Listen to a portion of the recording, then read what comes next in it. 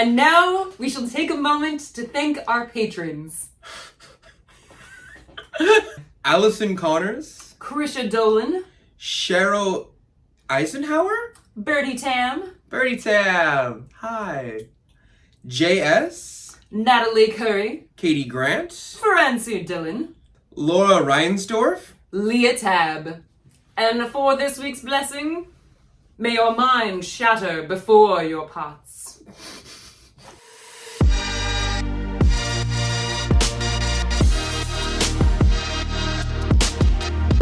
This is The Mud Peddlers, a podcast where two nerdy ceramic artists share the behind the scenes of their worlds of clay. We're your hosts, Lindsey M Dillon. And I am Donte of Earth Nation. Alright, so today, you guys, ladles and gentle spoons and all manner of fine cutlery, we are talking about feet. Yeah, we're trying really hard not to make a foot fetish joke right now. We're real mature. Really hard. Yeah. Yes. I don't think that's the adjective you want to use right there. No, you're right. You're right. Sorry. I promise it's not going to be like this the entire episode. So, feet. Why are we talking about feet, Donte? We're talking about feet because I feel like there's so many, especially when you get into the intermediate phases, the feet that most of us learn to do when we trim, right? It's just like the common roundy feet on your cups. There's so many different types of feet. Yeah. It's insane. And it matters a lot for the weight, the presentation of the actual piece. And there's, I wouldn't say controversy, but there's definitely like some opinions. Some of which were previously held most fervently by you. Some of which, yeah, I've calmed down a little bit, but Yeah. it's only because like I realized their utility now. Yeah. As for before, I was like, no, I was on the path of a lot of like old head potters that are like, nope, I was taught this way, so this must be the way it's done. I'm lucky that it took me only a couple years to get my head out of there. Yeah. You know what I mean? Yeah. But now I'm on the path of like, no, everything has utility. It's just when and how you use it. Yes. Yeah. So one of the biggest things of kind of on those lines is like the big question of like, okay, do you trim the bottoms of your pots or do you not trim? To trim or not to trim? That is the question. That's definitely something in the pot. Like some people, look, I think even you agree with this. Yeah. It's definitely pottery culture to when you pick up a pot, we feel it, we look at it, and we almost always immediately look at the bottom. Oh, undoubtedly. You turn it upside down and you look at the feet. Right, and we're looking for two things, usually two things. We're looking for the signature. Yeah. Number one, the maker's mark. Uh-huh. And we're looking to see how well you took care of the bottom. Yes. Because it's an old pottery adage that might have came from Yoshio, actually. I don't know. A lot of my stuff comes from Yoshio. Where he was like, the parts of the pot that you cannot see are the most important ones. Because if you took care of those, it shows the crafter actually cared about the piece. Yeah. And that to me always translated into like, trim your bottoms, take care of your bottoms.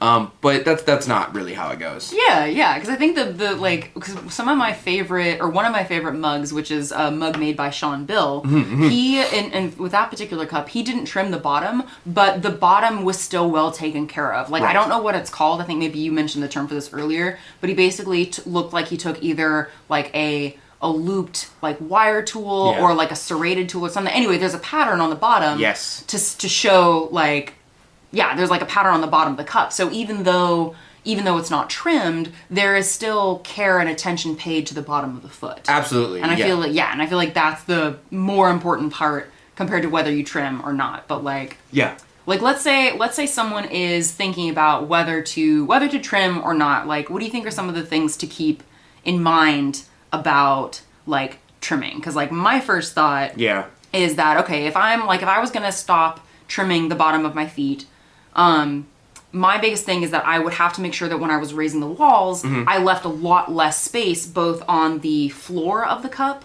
and on the bottom sides, because normally I leave like maybe like a third of an inch of space. Yeah. Because I do, especially on my steins, like I actually trim away a decent amount of stuff to get that like the multiple lumps, lines, shapes. I get what you're saying. That it gives the bottom flavor. Yeah, exactly. I get what you're saying. Well, I mean, there's two primary reasons that most people like myself trim the bottoms of their cups. And number one, it's to give it a space to touch the kiln shelf, so that it doesn't run as much. Which you can do that with like non-trimmed bottoms, but it looks kind of weird when you have like something that touches the bottom of the kiln shelf and then you wipe away, and sometimes there's a white space. Some people prefer that. Some people don't. You're basically talking about like the room that people leave for the glaze to move. Essentially. Is kind of what you're talking about? Yes. A lot of people make feet specifically to make space for that. And, sometimes feet hide it. If you're at a certain angle, you're like, oh, I can see the entire pot, but not the feet. Yeah. So the pot looks more complete in that way. Mm-hmm. The second one is that you're really just, like 80% of it, you're just leveling out the bottom of your cup. Yeah. That's it. When you wire it off, when you pull it off, you're honestly just leveling out your cup so it sits plumb. So it sits level. That's all you really need for trimming. Yeah, if you were to do like the most basic level of trimming. Yeah. And some people have a hard time with that because when they take their wire tool and they unmarry, lack of better term. We're using some real when they divorce. When you divorce the cup from its wheel head. They definitely, like, some people use the wire tool and it's a little bit uneven. Yeah. And trimming will fix that. Yes. Right? Yes. Which, by the way, I should mention, the tool that you were talking about earlier with the little spirals at the bottom. Yeah. That is a tool that is primarily made by a company called Dirty Girls. Yeah. Oh yeah, I've heard of them. They're like all women owned pottery ceramics tool supply company, right? Yeah, they make a lot of texture tools like that. Hell yeah. And if you're looking for that tool specifically, because I feel like some of you are listening right now, like I don't know where to get it though. Yeah. Just Google Dirty Girls pottery tools, and Sweet. I mean, like make sure to put pottery tools. Yeah. Make sure to put pottery tools. Yeah. I know your search history. Mm-hmm. I see you. We see you. I see you a little too much. oh boys, I would say. No. Yeah, but those are the two primary reasons that most people trim their bottoms. Yeah, I've pretty much always trimmed my pots. Like, I think I went through a period of time, maybe like 6 years ago, where I didn't trim my pots, but I also didn't I did not take very good care of the bottoms. Yeah. And, and I think so for me, one of the reasons I ended up like, instead of deciding to not trim my pieces, but just learn how to take better care of the bottoms, one of the main reasons that I do trim my pieces is because my favorite way to sign my work, as some of you might know, is to have my little insignia on a raised little stamp of clay so that it looks like a wax seal, right? Yes. So I can't really do that if the piece is completely flat. Yeah, you'd have to put it somewhere else. You'd have to press the stamp super hard into the clay body at a certain stage. Yeah, but then like the bottom would like warp up, and it's just it's a little bit easier if you trim your feet to put the signature, your maker's mark, inside the bottom of the feet. Yes. That's another. That's what I'm saying, is like 20% of it's that, and I'll say 80% of it's like, you're really just leveling out your pot. Yeah. But there are definitely people, I think, what's his name? He makes a bunch of slip cast cups. Hammerly? Hammerly, I think. Hammerly? Yes, he just has like the signature on the side. He has like a little metal stamp.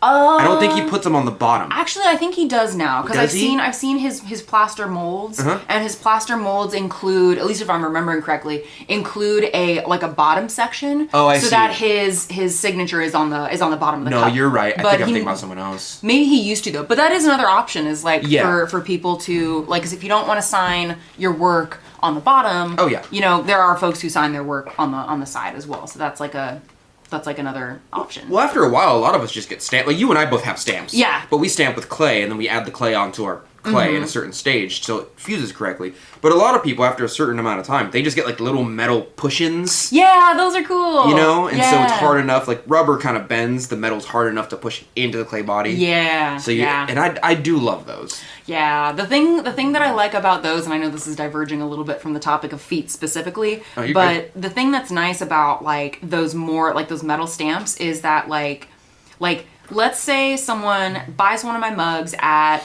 a convention, when I feel comfortable going to conventions, because they're happening, but I'm like, not yet. Right. Yeah. But if they then forget, like either they lose my business card, or basically unless you have like a signed name on the bottom of your pieces, there's not really like a way for you to search the artist. Yeah. So that's the nice thing about those metal stamps, is that they can be made like fine enough so that if you wanted to like stamp your name into the bottom of the piece, you can do that. By the way, I should say, it almost never helps. What? To look at the signature. It helps for us. Oh. Because we realize other artists' signatures, because we see so many of them. But like, If you didn't know who I was as an artist and you turned my cup upside down, at the bottom, you'd be like, "This tells me nothing. Who the hell is this guy?" It doesn't say my name.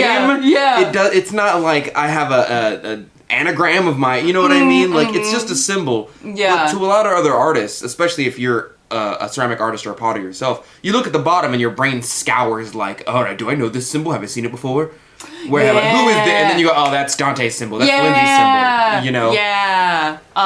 I love the idea of like thousands of years from now, they find our pieces and they go, "Oh, this is early Dante's work or early Lindsey's work," and just that would be great. But I was glazing some cups because I was making wedding gifts. Essentially. Oh yeah. And I was glazing my cups, and I had to do like spiller. I had to do a bunch of filler space for my kiln, so I got a bunch of like, we save stuff that's kind of big, and we're like, I'm not gonna glaze that, because it might turn out bad, but it's good in its unperfected form right now. I got a bunch of pieces that are traditionally what you would consider Japanese shapes. With the tiny holes and the big bodies, where like they're big, round, kind of like moon jars, even though moon jars are Korean. Yeah. And I was pouring glaze down this tiny little hole, and my mom was like, "Why? They can't see in there anyway." And I was like, "No, you don't understand. Thousands of years from now, they're gonna know that I stayed up right before my wedding night for hours on end, and I had the craft integrity to glaze even the inside of the... This historian's gonna be like, oh, Donte was probably on his third day of no sleep. Oh my god. Probably had to pee. That jar over there is probably his leftovers. Oh god. And he still had the artistic integrity to glaze the inside of the piece. May you be so famous as to necessitate such study. Cheers to that, mate. But then I glazed the next piece, and I didn't glaze the inside. And she's like, what? I just saw you. And I was like, oh, well, that piece is trash. So. Oh, yeah. I hate that piece. Oh, my God. That's why I didn't do anything with it. I love that. All right, well, bringing it back to feet specifically. No, I was off on that tangent with you. I actually really want to talk more about signatures, but we'll maybe either save that to the end of the episode. Yeah. Because I love like stories about how people come up with their signatures. But right. So one of the other things that I find like the most interesting about feet is I'm a mature adult. Is I like how they can affect the visual weight of a cup. 100%. Yeah, like whether or not like how wide it is, how chunky or fine and delicate the like any shapes that you carve into or trim away at the bottom of the cup, like that makes such a big difference. Like it's one of my favorite things to point out to students, because like when I used to volunteer at Sac City, it's like those little things that when you're first starting out in ceramics, you're like, why does this look weird? Like, why does this not look like... Big body, little feet. Yeah. And I remember when I was first learning how to make steins, I went onto Pinterest and I like looked up a bunch of stuff and I was like, why the hell are my steins like not looking right? Like something's off about them. And then I was like, oh, yeah, like the feet, the foot, my foot is not big enough compared to the body and compared to the lip. So when you're looking at the visual like weight of your piece, it's like, okay, what are the proportions of, and because for me, I don't always look as much at the body. I tend to compare mostly the lip to the foot. And I will try and like with my goblets, I try and have the inner, wait, how do I do it? I have the inner diameter of the lip of the goblet match the external diameter of the foot. Yeah, so that there's some sense of like symmetry. But that's a good general rule. Yeah. But you were talking earlier before we got on about like the rule of thirds. So tell me about this rule of thirds. I was taught the same rule that you were taught, where Yoshio was like, if you're gonna make a cup or anything like that, generally speaking, you want to make the lip of the piece, or the very top of the piece, around the same diameter as the bottom of the piece. And that, like, it doesn't have to be exactly the same, but if you make your mouth super wide and spread open like a bouquet of flowers, and then you make the foot super nice and tucked in, it just looks weird. It's not to say that it can't be used in the art world, but like if I made a tiny foot like this, like this one right here. And for our listeners, the foot is like on a teacup. It's on a teacup and the inch and a half at most. Yeah. In the entire circle, and then I put it on like one of your steins. It would look super weird if this foot. Was on that stein behind you. Yes. It would look super weird because it's super tiny in comparison to the rest of the body. Even if I made the mouth super small, And so in order to kind of make that even out, he's like, yeah, you should make the mouth at least a half to a third of the body, and the foot should kind of be near the same diameter as the mouth. Just to make it all, the way he explained it, honestly, is that your pot is a story, right? And your beginning of the story, if you have a small foot, it's real light. And you want a lot of meat in the middle, or sometimes you want a light middle.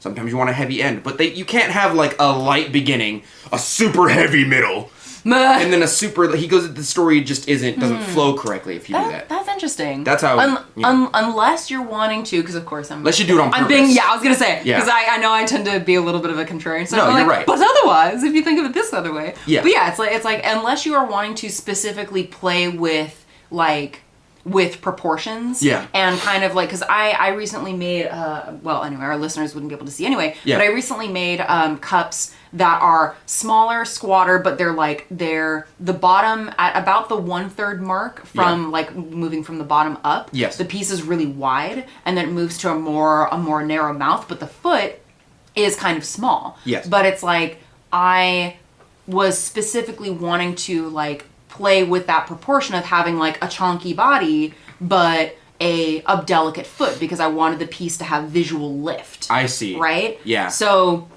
but it's about like intentionality, because I think often what happens, especially with like beginning pieces, is that like the proportions will be like just slightly off, but off in a way where it doesn't look intentional. So sometimes exaggerating the difference between the proportions between the lip, the body, and the foot can make a piece look more intentional.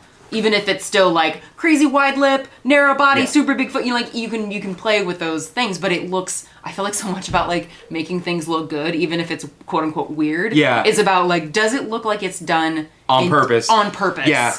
I think every artist does this, where like you mess up a piece and you're like, well, I have to make it look like I did it on purpose. Like working with your mistakes, you know what I mean? Yeah, you're really just like, if you're past the point of no return, you just have to work with your mistake. Otherwise, it looks like you messed up. Yeah, or you just start a new piece. But I agree with you. It's like if you've gone down the road. Yeah, if you've gone down the road, keep on, just keep swimming, Yeah, no, definitely.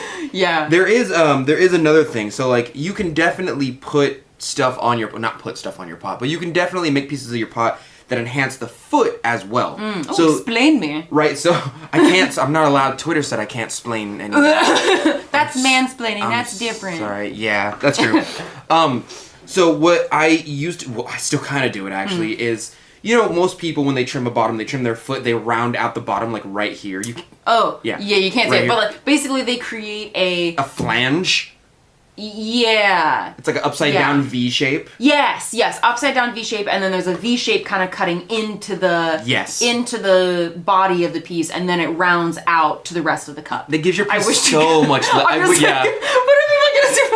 Like, the YouTube people are gonna see this, but the podcast listeners are like, I don't understand why they're laughing. We're giving like alien traffic signals. Alien traffic signals. As we describe pots. Pretty much. We're visualizing a pot together, but it's not working. You know what? We just need to Vulcan mind meld this. It'll be a lot easier. Yeah. We'll just create a hive mind. Anyway, carry on. The new army. Sorry. Oh my god. So what I did for quite some time is, because I wanted my pieces to look more delicate, be a little bit more lifted. Instead of kind of bringing in the foot, I would just leave that trimmed part. So I turn the pot upside down. Hold on, let me I put the pot upside down. I would trim and make that angle that you usually do when you trim. Oh, yeah. And I would just leave the angle. So it would look like an upside down V, essentially. Oh, okay, yeah. And that gave a lot of lift to my piece. I also use it as like a glaze. I know I'm getting into it. I also use it as like a glaze line, where you put a line in your piece. Yeah. And it's like a moat, so the glaze has to go over that line to run off the pot. Yes. I remember Florian Gatsby does something similar. Yeah. Gives you a little bit more wiggle room. It doesn't save your pot, but like if you put a line at the bottom of your pots, like actually like indent, a line, like an actual like a ridge, like of a ridge. Clay. Yeah. Yes. I like a physical ridge of clay. A physical ridge, or like a moat, or like when you're trimming, you just stay at near the bottom of your pot. Just put a line down there. So if you overglaze, your glaze has to go over that little line. Yeah. And so it doesn't. prevent overglazing, but it helps. Yeah, if it's like on the edge. It's on the edge, yeah. It can help a little bit, especially if you have like a runny glaze. Absolutely. Yeah. Yeah, especially if you're like John does a lot of like melty glazes. He probably does actually. Yeah. He probably does have like a glaze line at the bottom. I just don't see it a lot. Yeah. Well, we're gonna have to buy one of his pieces and find out. or if one of our listeners or viewers has a John the Potter pot, you know, you don't want one. Not like you don't want one, but I was gonna say like DM us at Lindsey M show Dillon, us at Earth Nation Ceramics. Tag us. I was gonna bug him at Ensika, but I don't think he's going. I talked to him and he's like, I'm not going. Yeah, no, that's fair. I was gonna do a mug trade. He's probably trying to be safe. I get it. I feel it for sure. Well, he's also got a new wee babe. That's true. So, he's on his third. I think so. Yay! Congratulations! Super exciting. Anyway, okay, so. Let's talk about, well, we got two options here. Yeah. Okay, so segue. Okay. This is appropriate. Okay. So for glazing the underneath of pots, like let's say you've trimmed your piece. Yeah. And you have created, like as you've trimmed away, you've created like a well in the center of the bottom of your piece. Usually where the symbol goes. Right. Yeah. So there's the option to glaze or not glaze that part. Do you have any opinions on this? Because I have a lot of them.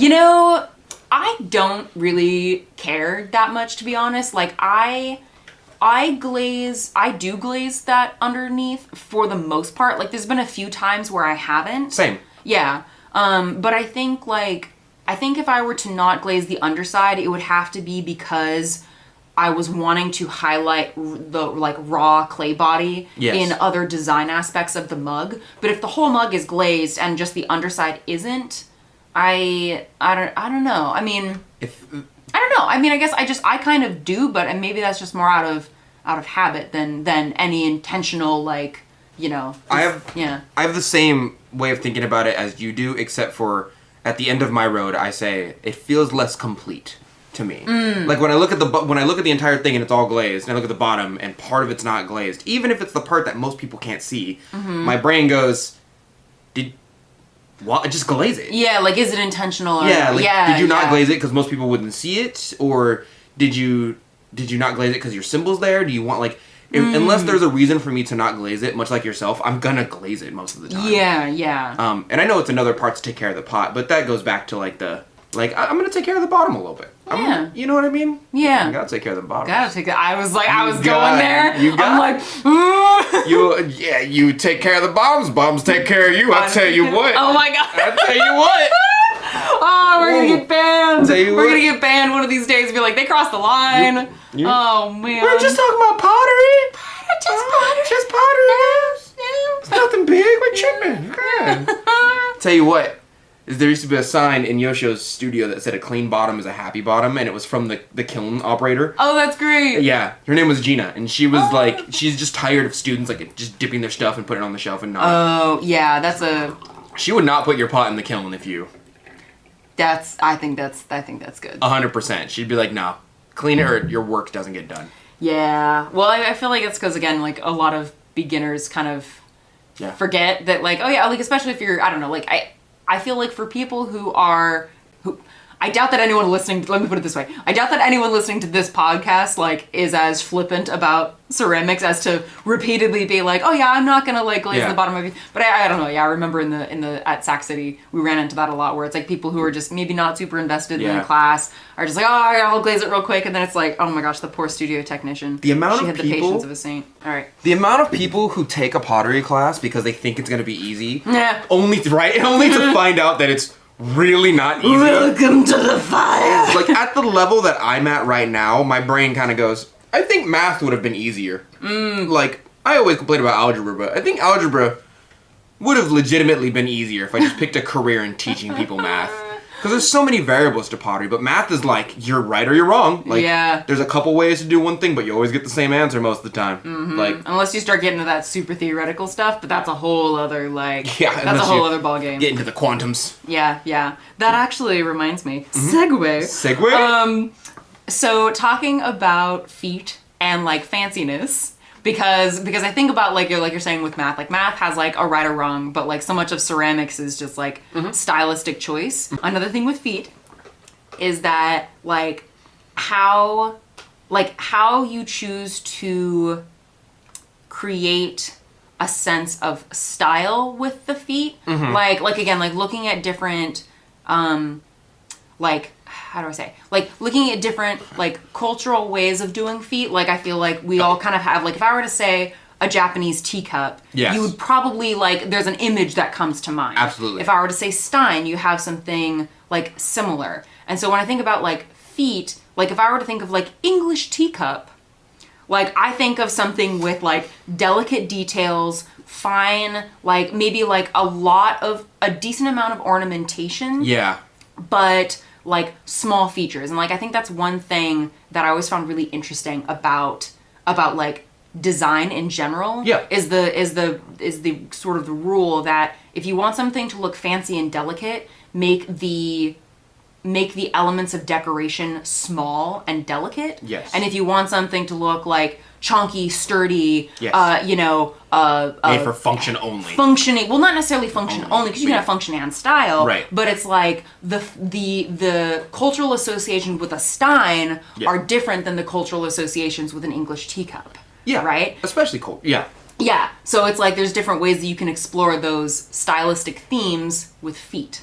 Yeah, you know? And I know I'm just kind of stating the obvious here, but it's just like, isn't that cool? Isn't design cool the way our brains go? If it's small, it's fancy. If it's big, it's sturdy. Well, I like to think it's the same way that you would call like something that's round and blobby bob, but you would call something that's spiky like kiki.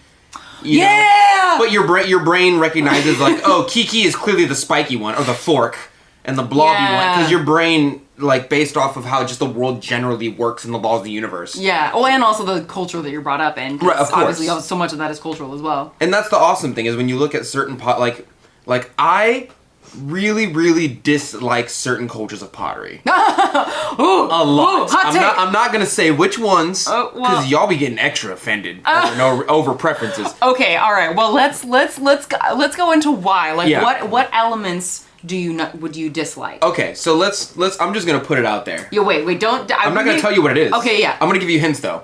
I hate the color yellow, and bright yellows and bright reds. I hate them, and I hate flowers on pots. Why do you hate flowers on pots? They're just, for me, they're base. For me, they're like every single pot has like a flower or a cat on it. So whenever I see it, I'm like, yeah.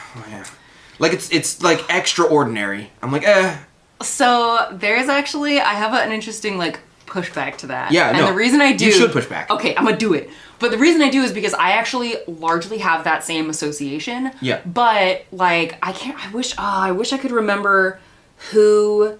I really wish I could remember the artist who, like, they were doing their master's thesis about this. Yeah. And they were essentially talking about how within, like, the art and, like, quote-unquote craft world, designs with a feminine aspect to them are undervalued compared to designs that have a more traditionally, like, masculine sort of appeal. So the whole, like, lines of dinnerware that had, like, flowers, or like, you know, like put like cooking pots that say flower on it, or like just historically they have been considered like not as valuable or not as interesting as like other again like more masculine things. So there's a push and a pull there, because on the one hand, like it's so like ubiquitous, and it has like, we can look at a pot with a flower on it, and again, depending on the style of how it's done, we have like stereotypes and associations that come up with like, okay, like the person who made this piece, or like its level of interest. And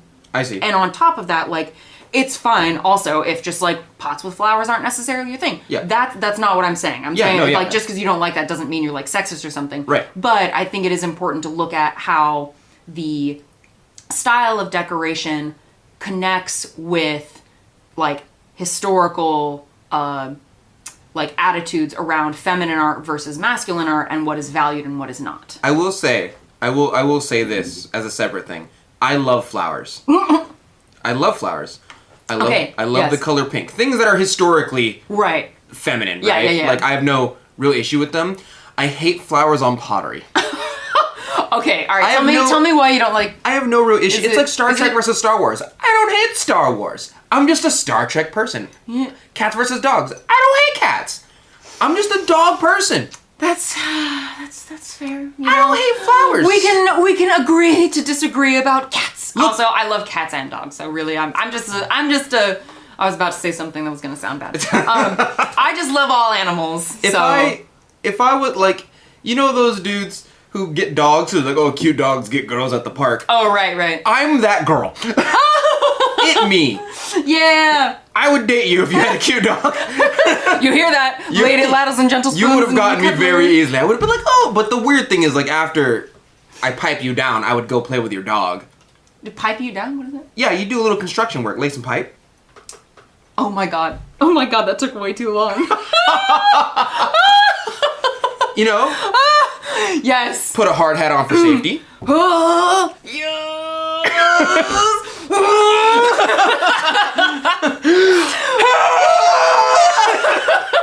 Oh my god.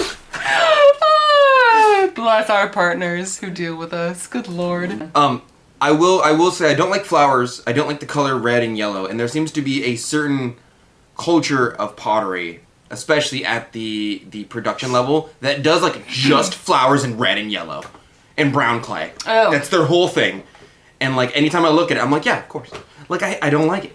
I'm not gonna say. A lot of people right now are like, yeah, I know which one it is. I think I kind of know what you're talking about, it's. I do like Egyptian pottery, but I will say like really old found Egyptian pottery just seems to be super angular. Yeah. And whenever I see it, I'm like, oh, that's just pots with edges. And I don't hate it, but like that's kind of all you guys did for a while. Granted, they did discover colors. Like they would crush up a lot of minerals, put them in their pots. They really paved the way. They're really the progenitors of a lot of colors that we use today. But like I can't do triangular cups anymore. I can't do it. I actually love seeing the pottery in the oh my god, I can't remember the name of the museum, but it was a historical museum or archaeological museum in Cairo. Yes. So when I was lucky enough to get to go to Egypt, it was super cool to get to see those pieces in person because there was really interesting different styles. But like I think like I guess what I'm hearing, and I'm curious and about like how this relates to, I don't know, I guess, well, because we're talking about feet, we're also talking about style in general. And like it makes me think that part of what makes things interesting to you is like, and honestly to me in general, is like how predictable something is. Like being able to look at something 1000%. and being like, have I seen something like this before? Yes. And the pieces that are most interesting, and it's like, especially I feel like in my sculptural work and to some degree, like in my own, like in my functional work, like I like being able to make things where you look at it and you're like, your brain isn't quite sure how to categorize it. Yeah. And so if you're looking at something, and again, not to say that the thing that your brain categorizes isn't good or it doesn't have value, because, you know, flowers or like other styles of pottery, like what you're kind of talking about. There's some beautiful flowers out there, yeah. Yeah, and they're all like, those are all, you know, completely valid forms of expression, and they have a quality and they have an audience for their own audience that likes that kind of thing.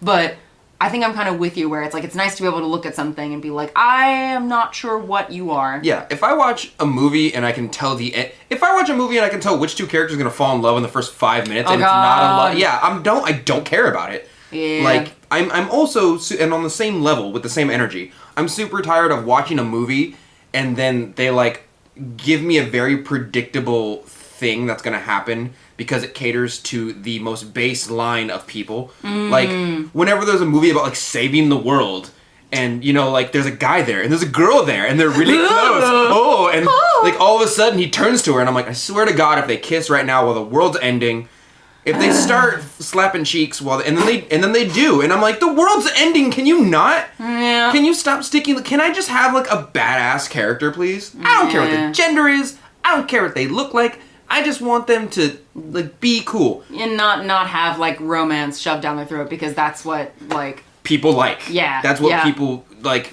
respond to in movies, and the movie creators know that. So, like, I assume there's an artist somewhere making movies, and they're like, we gotta put a love story in there. And they're like, why? It's a good movie by itself. And they're like, I don't know, just make up a token dude character who falls in love with the main and female character. Yeah. Because that's what people want right now. And every time you feed into that and every time you buy that, you're just pushing that more into the culture, more and more and more. And that's, I don't know. You're right, though. Yeah. If I can tell what's going to happen, I don't want to see it. Most of the time. Yeah. There's definitely times where it's really well. Like, this teapot right there has flowers on it. Yeah. Beautifully done. Right? It's also mass-produced, I'm sorry. It is also mass-produced. Yeah. But at least it has a certain architectural, certain style that I enjoy. And I like it. My aunt gave it to me. But there's definitely, certain cultures make the same, like, type of pot over and over again. And I'm like, all right.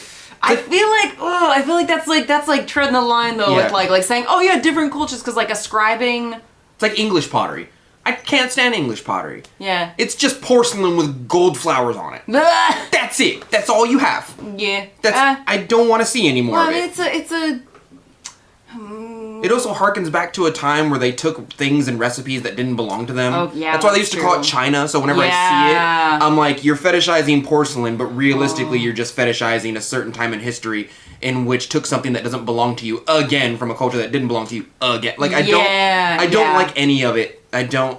Yeah. I'm not a porcelain, like, English pottery collector. Because the history behind it and how massively produced it is, but people act like it's God's gift to pottery. Can't stand it. Yeah, no, I hear you there. Like, I think, like, ceramics, like, you don't, how do I say? Like, like, art does not have to be political by any means to be, like, valued, but it is interesting, and I think in some degrees it's important to at least know, like, the history of some of that. And admittedly, like, I'm still learning it myself. Absolutely, yeah. But yeah, maybe we should do an episode on that someday, just, like, kind of talking about, I mean, that's a lot. There's a lot that goes into that conversation, but just a little bit, like an intro to why porcelain is. It's gonna tread the supremacy line a little bit. It's gonna, like, one of us at some point is gonna be like, if you're really into this one thing, here's the history of it. It's not all that great. Yeah, but it's important though. Like ceramics and pottery is like, it's got, you know, it's one of the oldest mediums of humankind. Yeah. So you know what I do love? Aztec pottery. That shit's old. It's so based. It's so like, we made this because we had to. We needed it. You know, like we use this to carry stuff. Most of the time it's brown clay. You know, like I love it so much. Okay. I don't know. Yeah. Same thing with Grecian pottery. Like Grecian pottery is either like super artistic with like black sgraffito, underglaze, slip, or it's like, I held my grain in this. Yeah. I had to make this to hold my grain. Yeah, yeah. I mean, I think there's a lot of that for like all cultures. Yeah, there's definitely a functional and a capital A art, as you would say. Yeah, right. Portion of every culture with ceramic artwork. Yeah, yeah. And I'm very there's a line in between where they take like decoration or art and then they take functional and they combine them, and that's become the new production because people realize like, oh, that's fancy. Yeah. But it becomes oversaturated in the market that I go, I don't really like it anymore. Yeah. You kind of beat a dead horse. It kind of it feels predictable again. Yeah, it feels too predictable, and I'm like, I don't like it. Yeah. I can't. If my mom comes back with another red and yellow flower pot with brown clay on it, with a rope tied around the top, I'm gonna lose it. Yeah. And then she's like, why don't you make this for me? And I'm like, I don't like the colors red and yellow. Yeah. I don't even like flowers on pots. Yeah. I love flowers, not on pots. Yeah, yeah. So feet. All right, is there anything else? Like, because essentially what we've talked about trimming versus not trimming, glazing versus not glazing the underside of the bottoms, how you can play with the proportions of a pot to play with its visual weight. Absolutely. And we've talked about fanciness in terms of like making something with like, if the decorative features are chunky, if they're bigger, they convey a sense of like sturdiness and like toughness versus fine details conveying a sense of fanciness. Yeah. Is there anything else that you're thinking about for feet that you think would be helpful for our viewers and listeners to consider? I would like to say as a general rule, a lot of the things we talked about today, especially culturally with like pottery culture, are kind of like things that we just view in that sense, but there is definitely a place, one of my favorite places actually, where you can make, I don't know what it's called. I call it contradiction art or contrast art. Oh, okay. Where like you make something super big and chunky, but you make the foot super small on purpose. Tiny! Yeah, or you'll make an ultra big foot and a super small pot. Just like because it elicits that emotion out of people. And good art should make you feel something. You know what I mean? Yeah. And I love that. Yeah. Oh, I love seeing a piece that is half super clean, like the artist really made a pristine porcelain pot, and they marry it together like a super messed up piece of the pot. Yeah. Oh, it's gorgeous. I love that idea of like playing of doing that, like making like these crazy pieces. So it's like especially if you're just starting out with ceramics, or it's like you've like been making things, you're like, how do I change things? Like experiment, like make something with a unfunctionally tiny foot, make something with a big old foot. Yeah. You know, don't corner yourself too early. Like, I wouldn't say don't corner yourself at all, but don't think like people want cups, so I have to train myself to make cups. I just began this art. I'm gonna make cups, and cups are all I'm gonna make until I sell more cups and cups. Like, you have time. Experiment. And also, you can, if you decide you really like making cups, go for it. But then you can play with the proportions of the foot, the width of the body. 100%. Experiment and see. Make weird cups. Yeah, and look at reference photos. That's always like, I'm like, reference photos, experimentation and reference photos, because like, again, looking at something and being like, why does this not look right? Yeah. Sometimes looking and like following, like, and actually like I feel like so much of it is like knowing what to look at. So it's like, if you're wanting to explore feet, which is a weird sentence to say, I'm no king shit. Find some artists and look at the proportions. Like, think about the rule of thirds. Like, okay, does the outside of the cup of the foot line up with any other aspects of the cup? Like, is it, when I look at this, does it, like, what kind of adjectives come to mind? Does it look fancy? Does it look sturdy? Does it look, and so I feel like the more that you practice looking at other pieces and describing in greater detail what it looks like, the easier it is to replicate that within your own work. Right. Yeah. Agreed. Yeah. Especially with practice. Yeah. Especially with practice. Yeah. People can explain how they made a piece, but until you do it yourself, like 90% of that knowledge is doing it. Yeah. We're a hands-on craft, so it's Also, I will say there's a definite awesome part of the community that doesn't trim their foot, but they make feet, if that makes sense. So like they will get their pot. Oh, yeah, yes, they'll put like little dots or little paw prints. Yeah. And stamp onto and then they'll just get little balls and put them at the bottom of their pot, and that's their feet. That's the whole other thing. We didn't even talk about like the sculptural aspect that you can do with feet. There's so much. Yeah. Oh my god. Yeah. Well, after listening to this episode, tag us on Instagram or the other social medias and tell us, do you like feet? That's not what I want to ask. Tag me on Twitter and tell me if you got that foot fetish. Tell us what you think about feet on pottery and what you like to do if you're experimenting with anything pottery, feet related. Donte!